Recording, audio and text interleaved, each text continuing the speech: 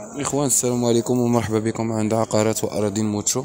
هذه واحد النموذج لكم ان شاء الله، اللي هي عباره عن فيرما فيها 11 هكتار، جات في الجهه الصفرو كما كتشوفوا.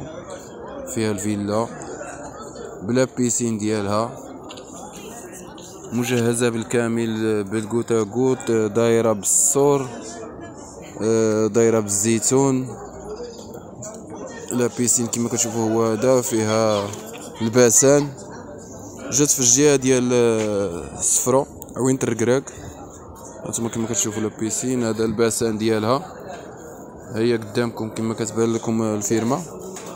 كما قلنا لكم فيها 11 هكتار، تفاح تبارك الله ما شاء الله من النوع الممتاز، مسيجه بالحجر، دايره بالزيتون. التفاح تبارك الله بدا فيه الغله ديالو، يعني الشجر باقي صغير ولي يعطي الغله، يعني بدا الانتاج ان شاء الله، اللي هي بواحد الثمن مناسب ان شاء الله الرحمن الرحيم. هانتوما كما كتشوفوا الغله ديالها هي هذه، يعني الغله ما شاء الله.